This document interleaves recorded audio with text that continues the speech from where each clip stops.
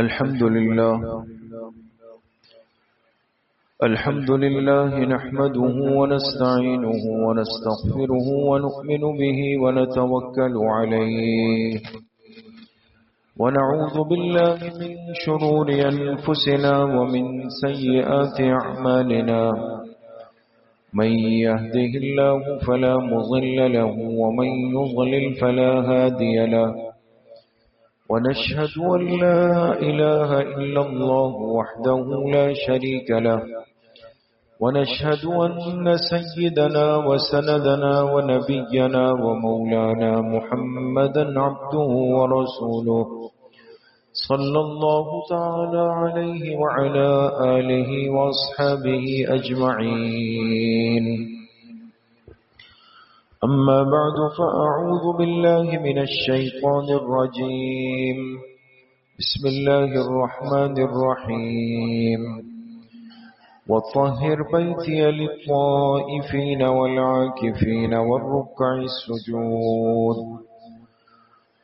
وقال رسول الله صلى الله عليه وسلم هو يعكف الذنوب ويجرى له من الحسنات كعامل الحسنات كلها صدق الله وصدق رسوله النبي الكريم ونحن على ذلك لمن الشاهدين والشاكرين والحمد لله رب العالمين. درود شریف پڑھ اللهم صل على محمد وعلى آل محمد كما صليت على إبراهيم وعلى آل إبراهيم إنك حميد مجيد. اللهم بارك على محمد وعلى آل محمد كما باركت على إبراهيم وعلى آل إبراهيم إنك حميد مجيد.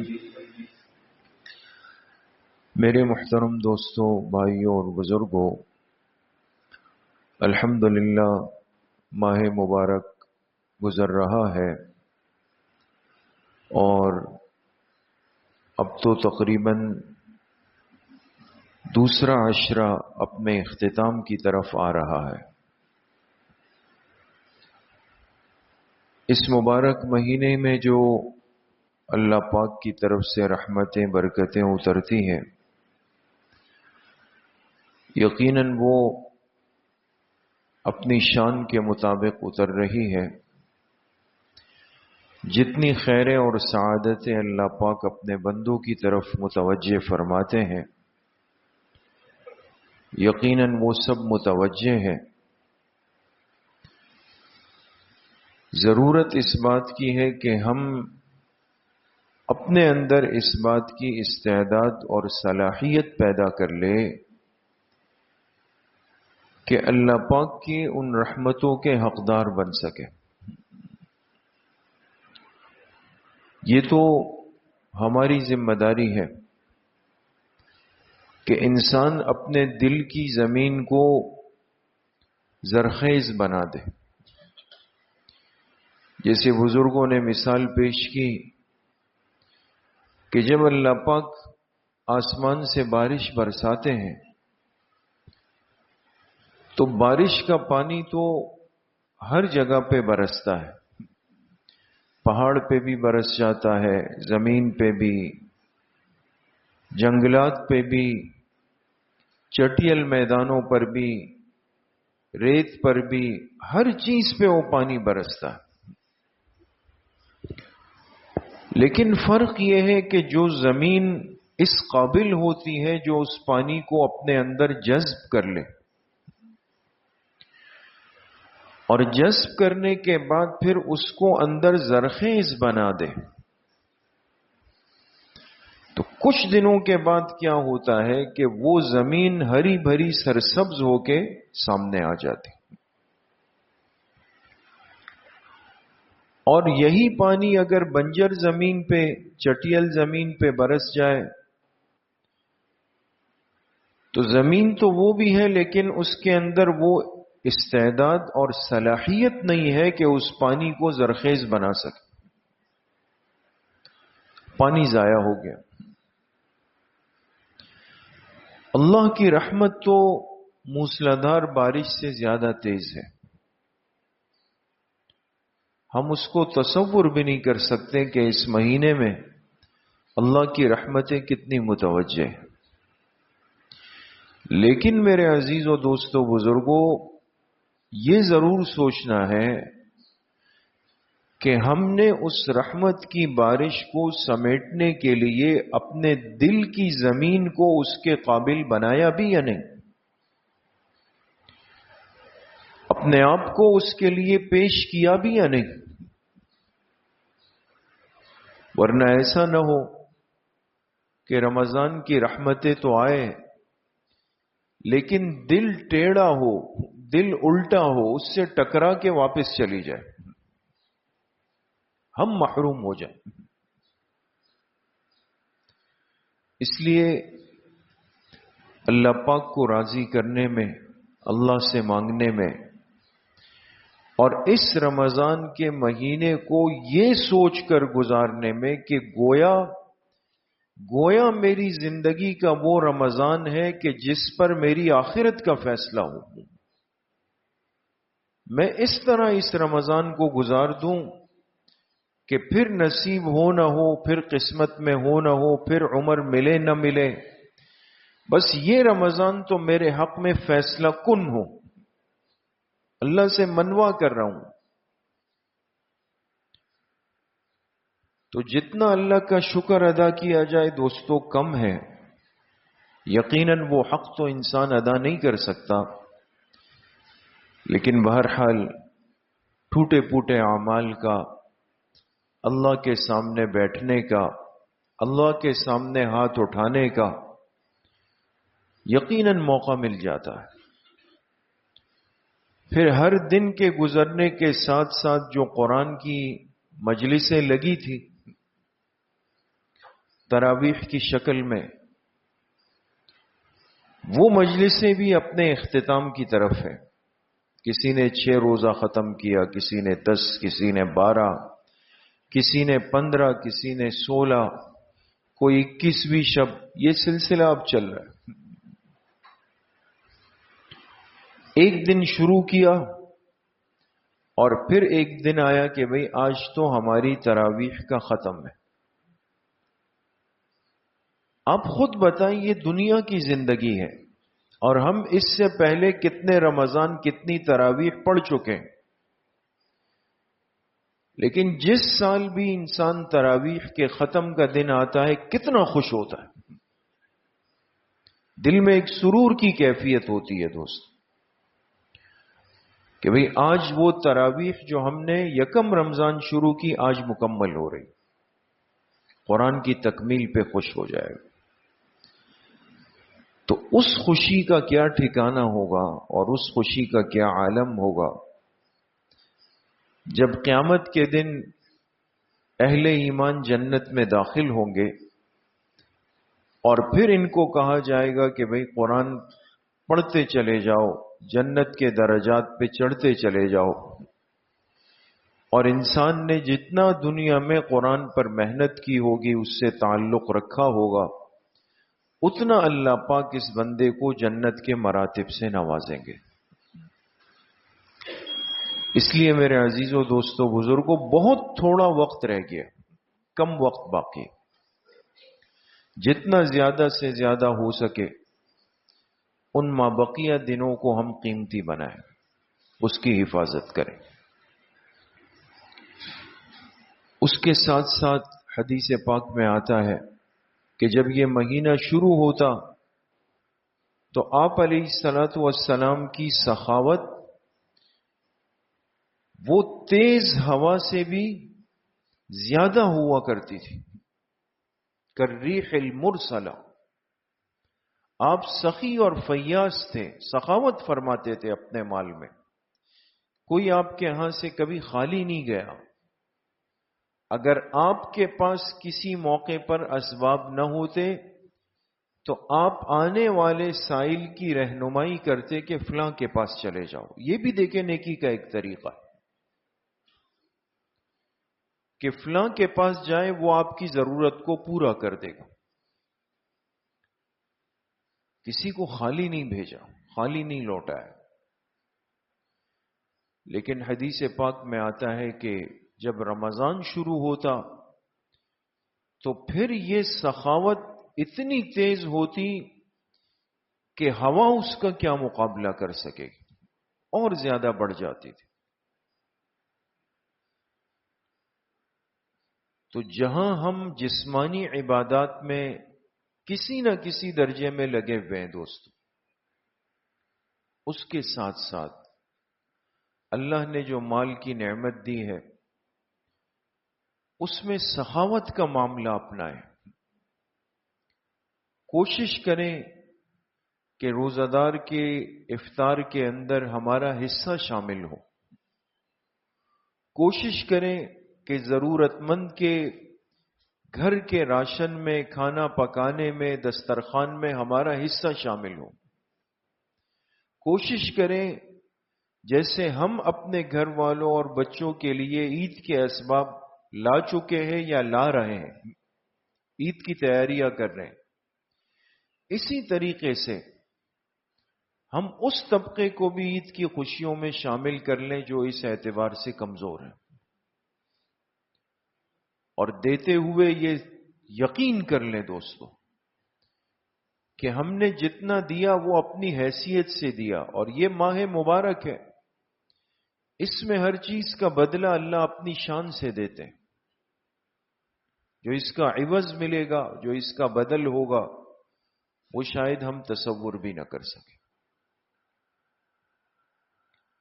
تیسری بات یہ ہے کہ آخری عشرہ بالکل قریب ہے، اور جو اس مہینے کا آپ سمجھے کہ سب سے قیمتی اور سب سے بنیادی عشرہ ہے،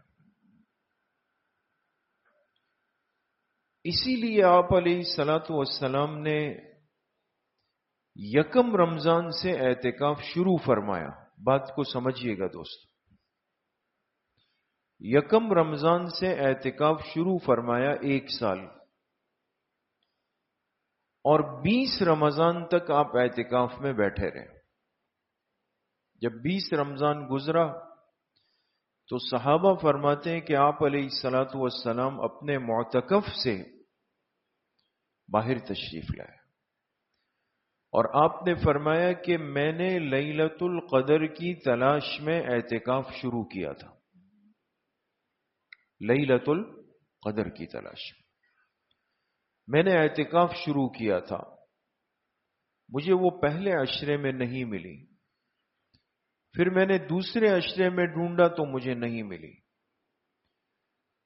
اب مجھے اللہ تعالیٰ نے یہ بات وحی کے ذریعے سے بتائی کہ لیلۃ القدر کو آخری عشرے کی طاق راتوں کے اندر تلاش کر لو۔ آخری عشرے کی طاق راتوں میں، تو طاق راتیں دوستو کتنی بنیں گی؟ 5، اور کون کون سی ہوگی؟ 21، 23، 25، 27 اور 29، یہ 5 راتیں۔ تو جو معاملہ پورے مہینے پر پھیلا ہوا تھا وہ سمٹ کر اللہ کے فضل سے کتنی راتوں میں آ گیا؟ 5 راتوں میں آ گیا۔ آسانی ہو گئی امت کے لیے۔ تو آپ نے صحابہ سے فرمایا کہ ہم آخری عشرے کا اعتکاف کریں گے،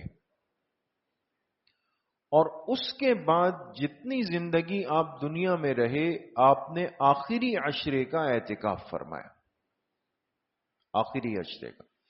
اس لیے اب رمضان کے ابتدائی 2 عشروں کا اعتکاف مسنون نہیں ہے۔ اگر کوئی کہے جی میں یکم رمضان سے مسجد میں بیٹھتا ہوں، بیٹھ جائے، مسئلہ نہیں، مسجد والے چھوڑے تو بیٹھ جائیں، لیکن وہ 20 دن کا اعتکاف مسنون اعتکاف نہیں ہوگا، وہ نفلی ہوگا۔ مسنون اعتکاف صرف اور صرف رمضان کے آخری عشرے کا ہے دوست، 10 دن کا، 9 یا 10 دن کا ہے۔ تو اب آخری عشرہ قریب ہے، سب سے قیمتی ہے، وقت بھی کم ہو، اللہ سے لینا بھی ہے، مغفرت کے فیصلے بھی اللہ سے مانگنے ہیں۔ ایک عمل اللہ کے محبوب صلی اللہ علیہ وسلم نے امت کو دے دیا اعتکاف کی شکل میں، کہ بھئی ایسا نہ ہو میرا امتی ضائع کر دے وقت کو، ضائع ہو جائے. اب اس کا ایک ہی حل ہے کہ اب دنیا اور دنیا کے معاملات اور مصروفیات اور مشاغل سے اپنے آپ کو فارغ کرو، وہاں سے نکلو اور آ کے اللہ کے گھر کے اندر مہمان بن کے بیٹھ جاؤ. اس لیے اس عمل کو اعتکاف فرمایا. عکوف کے معنی کیا ہے؟ میں آپ سے عجیب بات عرض کروں. عموماً تمام لغت کی کتابوں میں لکھا ہے کہ عکوف کے معنی آتے ہیں سمٹ کر بیٹھ جانا، سمٹ کر. لیکن انسان ساری چیزیں چھوڑ دیتا ہے، گھر بار، رشتہ دار، باہر کی دنیا، مارکیٹ، کاروبار، تجارت، دکان، اور سمٹ کر مسجد کے ایک کونے کو پکڑ لیتا ہے. یہ عکوف ہو گیا دوست. لیکن عربی کی ایک لغت ہے دوستو، لسان العرب، لسان العرب کے نام سے. اس میں بڑی عجیب بات لکھی، انسان حیران ہوتا ہے. لسان العرب کے مصنف نے لکھا کہ عکوف کہا جاتا ہے انسان کی اس نگاہ کو، توجہ رکھے دوستو، عکوف کہا جاتا ہے انسان کی اس نگاہ کو جو ایک جگہ جم جائے دوسری طرف نہ جائے. انسان کی وہ نگاہ جو ایک طرف جم جائے، ٹک جائے، دوسری طرف نہ جائے، وہ عکوف ہے. کتنی باریکی سامنے آئی دوستو. گویا کہ معتکف سب کچھ چھوڑ کے اعتکاف کے لیے مسجد میں آیا تو اس کی نگاہ سب چیزوں سے ہٹ کر اب صرف ایک ذات کی طرف ہوگی، اور وہ ذات کس کی ہے؟ اللہ کی ذات ہے. باقی سب چیزوں سے ہٹ جائے گا. اعتکاف کے لفظ نے بتا دیا کہ اب نگاہ ادھر ادھر نہیں بھٹکے گی، اب ایک ذات پہ ٹک جائے گی. اب اللہ کے ساتھ تعلق اور لو لگانا ہے. آخری عشرے کا اعتکاف یہ افضل سنت ہے، اور آپ علیہ الصلوۃ والسلام نے اس کا اہتمام اپنے دنیا سے جانے تک فرمایا. یہاں تک آتا ہے کہ ایک سال آپ علیہ الصلوۃ والسلام ایک غزوے کی وجہ سے اعتکاف سنت نہیں فرما سکے، تو آپ نے اگلے سال اس کے بدلے 20 دن کا اعتکاف فرمایا. 20 دن کا اعتکاف فرمایا. ایک بات. دوسری بات، ایک روایت آتی ہے کہ آپ علیہ الصلوۃ والسلام نے رمضان کے آخری عشرے میں اعتکاف کی تیاری کی. آپ کے لیے ایک ترکی خیمہ لگایا جاتا تھا مسجد نبوی شریف میں، اور یہ بالکل آپ کے حجرہ مبارکہ کے ساتھ ہوتا تھا، اور جس ستون کے ساتھ لگتا تھا اس کو استوانہ توبہ کہتے ہیں. آج جو ریاض الجنہ کا احاطہ ہے نا، اللہ سب کو حاضری نصیب فرمائے. ریاض الجنہ کے اندر جو ستون پیلر بنے ہوئے، اور لوگ کوشش کرتے ہیں کہ بھئی ہم 2 رکعت نفل پڑھ لیں، یہ جنت کا ٹکڑا ہے. تو وہاں پر ایک ستون جس کا نام ہے استوانہ توبہ، یہ وہ ستون تھا جس سے ایک صحابی نے اپنے آپ کو باندھا تھا، حضرت ابو لبابہ رضی اللہ عنہ. انہوں نے اپنے آپ کو باندھ دیا تھا. ان سے ایک غفلت ہوئی اور پھر اتنی ندامت، شرمندگی ہوئی کہ آ کر اپنے آپ کو باندھ دیا اور کہا کہ خود حضور علیہ السلام مجھے اپنے ہاتھ سے کھولیں گے تو ٹھیک ہے، ورنہ تو میں یہیں پہ. آپ نے فرمایا اگر ابو لبابہ مجھ سے پوچھ لیتے تو ہم اس سے آسان معاملہ کرتے، لیکن اس نے خود اپنے آپ کو باندھ دیا، تو اب ہم اللہ کے فیصلے کا انتظار کریں گے. پھر اللہ نے ان کی معافی قبول کی، آپ علیہ السلام نے ان کو کھول دی. تو جس ستون سے حضرت ابو لبابہ نے اپنے آپ کو باندھا، اس ستون کا نام استوانہ توبہ ہے.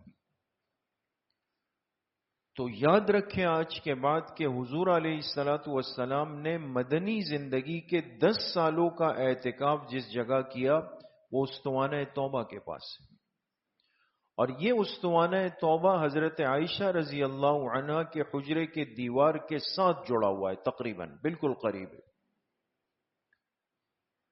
تو آپ نے جب ارادہ کیا تو ام المومنین حضرت عائشہ رضی اللہ عنہا نے آپ سے عرض کی کہ اگر آپ اجازت دیں تو میں اعتکاف میں بیٹھ جاؤں آپ کے ساتھ، یعنی میں بھی خیمہ لگا دوں۔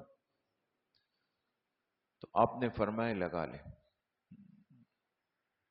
انہوں نے آ کے اپنا خیمہ لگا دیا۔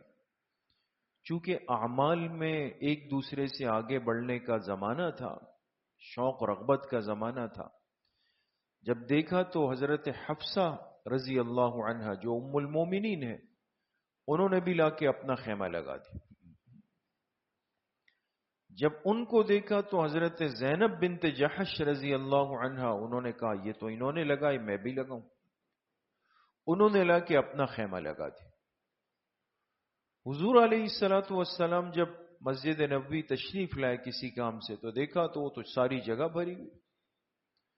آپ نے فرمایا یہ کیا معاملہ ہے؟ کہا یہ آپ کی ازواج مطہرات نے خیمے لگا دی، جبکہ اجازت صرف کس نے لی تھی؟ حضرت عائشہ رضی اللہ۔ میں آپ سے ابھی عرض کرتا ہوں، آپ نے جب دیکھا تو آپ نے فرمایا سارے خیمے ہٹا دو۔ تینوں ازواج کے خیمے ہٹائے گئے، آپ نے فرمایا میرا بھی ہٹا دو۔ آپ کا بھی ہٹایا گیا۔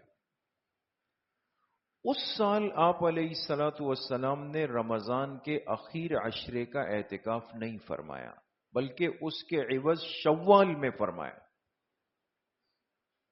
حالانکہ اعتکاف شروع نہیں کیا، تو مسئلہ تو یہی ہے کہ جب عمل شروع نہیں ہو تو ذمے پر لازم نہیں ہے، لیکن یہ امتی کے لیے قاعدہ ہے۔ اللہ کے پیغمبر اور نبی کے لیے اصول یہ ہوتا ہے کہ وہ ایک عمل زندگی میں جب ایک دفعہ کسی موقع پر کر دے تو ان کو کرنا پڑتا ہے۔ آپ نے پھر شوال میں کیا۔ اب یہاں چند باتیں دوستوں بہت اہم ہیں، آپ کو کام دیں گے۔ ایک تو یہ کہ آپ علیہ السلام سے اجازت لی حضرت عائشہ نے اور آپ نے سب کے خیمے ہٹا دیے۔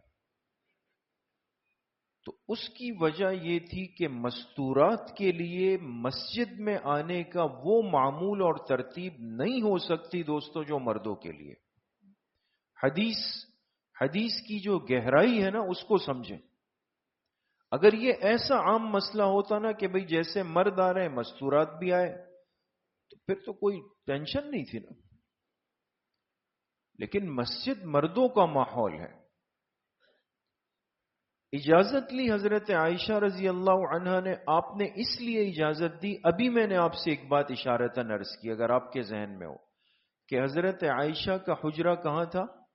بالکل حضور کے معتکف کے ساتھ۔ اس میں یہ مسئلہ تھا ہی نہیں کہ مسجد میں چلنا پھرنا پڑے گا، گھر سے پیر نکلا تو معتکف، پیر رکھا تو گھر کے اندر، تو وہاں تو چلت پھرت تھی نہیں، تو ان کی اجازت سے کوئی مسئلہ لازم نہیں آ رہا تھا۔ جب باقی دو ازواج نے لگائے تو ان کے حجرے تو فاصلے پہ تھے، اب گزرنا ہے، آنا ہے، جانا ہے، مرد صحابہ آتے تھے جاتے تھے، اور یہ مزاج شریعت نہیں ہے کہ مرد عورت ایک جگہ پہ چلت پھرت کریں، پھر خاص طور پہ مسجد جیسے ماحول میں۔ تو معلوم ہوا کہ اعتکاف ہو یا نماز ہو، اس میں بہر صورت عورت کے لیے ترجیح یہی ہے کہ وہ کہاں پہ ادا کرے گی؟ گھر پہ کرے گی۔ دوسرا سوال اب آپ یہ ذہن میں لائیں گے کہ بھئی ٹھیک ہے ان دو کے ہٹا دیے، لیکن ام المومنین حضرت عائشہ رضی اللہ عنہ نے تو اجازت بھی لی اور ان کا حجرہ بھی تھا۔ تو اس کا جواب یہ کہ آپ نے ان کا حجرہ اس لیے ہٹایا، ان کا خیمہ، کہ پھر باقی دو کو تکلیف ہوتی۔ انسان ہے نا، آپ ان کے خیمے ہٹائیں اور حضرت عائشہ کا خیمہ لگاؤ تو دل پہ ایک بوجھ تو آنا تھا کہ ہم تو پیچھے رہ گئے۔ آپ علیہ السلام کی ذات اتنی جامع ہے دوستو، اللہ کے حقوق اور اللہ کے بندوں کے حقوق، بیویوں کے حقوق، انسانیت کے حقوق، کسی کی عزت نفس کا خیال، سب چیزیں ایک مسئلے میں سمجھا دیا آپ۔ دو کے ہٹا دیے تاکہ مسجد کا ماحول محفوظ رہے. حضرت عائشہ کا خیمہ ہٹا دیا تاکہ ان دو کا دل نہیں ٹوٹے.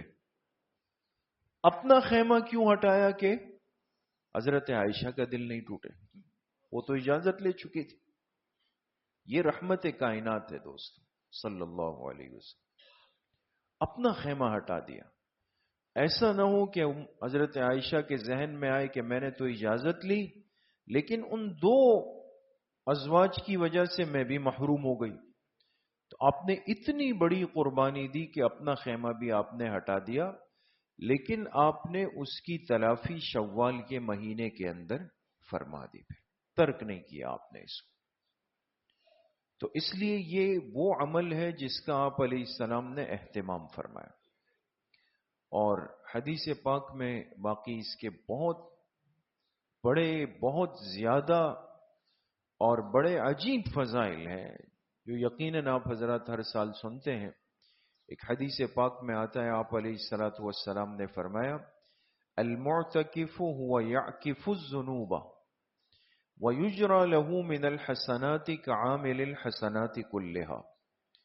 فرمایا معتکف کو دو انعامات ملتے ہیں. کتنے انعامات؟ دو. پہلا انعام تو یہ ہے کہ یعکف الذنوب، یہ گناہوں سے محفوظ ہو جاتا ہے. اس لیے کہ گناہ تو زیادہ تر ماحول کی وجہ سے. آپ مسجد کے ماحول میں آئے تو پاک صاف ستھرا نورانی ماحول ہے، اللہ کا گھر ہے، فرشتے ہیں، تو کرم ہو جاتا ہے. ایک تو گناہوں سے معتکف بچ جاتا ہے. نمبر دو وَيُجْرَى لَهُ مِنَ الْحَسَنَاتِ كَعَامِلِ الْحَسَنَاتِ كُلِّهَا، اور اس کے لیے وہ ساری نیکیاں لکھی جاتی ہے جیسے باقی نیکیاں کرنے والوں کا اجر باہر لکھا جاتا ہے. ان 10 دنوں میں اب باہر بہت سارے خیر کے کام ہیں جو معتکف نہیں کر سکتا. کوئی بیمار ہوا اس کی عیادت کے لیے معتکف جا سکتا ہے دوستو؟ نہیں جا سکتا. کسی کا انتقال ہو، دوسری مسجد میں جنازہ ہے تو وہاں جنازے میں نہیں جا سکتا. کسی کمزور کے ساتھ سامان اٹھانا ہے، لے جانا ہے، وہ نہیں اٹھا سکتا. یہاں پہ بہت سارے کام آپ سوچتے چلے جائیں خیر کے. چونکہ معتکف مسجد میں رک گیا، اس کی وجہ سے وہ ساری نیکیاں نہیں کر پا رہا، لیکن اللہ اس کو محروم نہیں کرتے. تو باہر کی دنیا کے جتنے خیر کے کام ہوتے ہیں اور ان کے لیے لکھا جاتا ہے، معتکف کے لیے مسجد میں بیٹھے بیٹھے تیار اس کے نامہ اعمال میں وہ ساری نیکیاں لکھی جا رہی ہو. اتنا بڑا عمل ہے. لیکن ان سب باتوں سے بڑھ کر آخری ایک بات، معتکف کون ہوتا ہے دوستو؟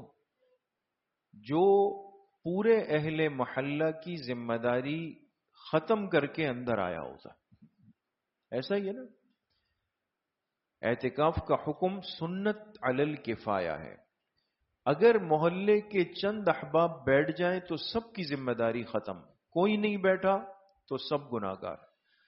اب یہ ساتھی جب مسجد آیا تو اس کے آنے کی وجہ سے باہر والے بچ گئے. ایسا ہی ہوا. گویا اس نے ان سب کا بوجھ لے لیا اور ان کو فارغ کر دیا.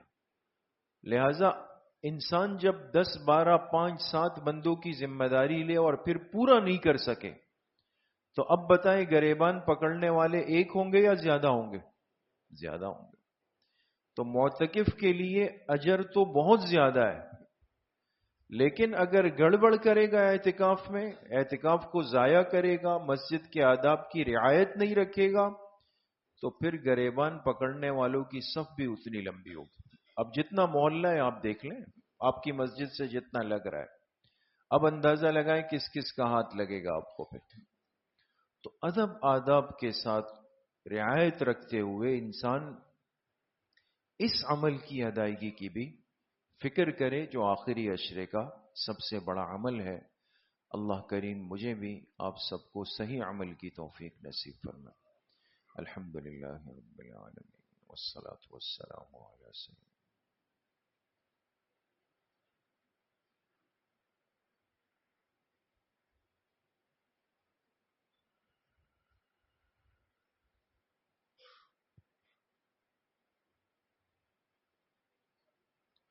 وصلی اللہ وسلم علی نبینا محمد وآلہ واصحابہ اجمعین برحمتک.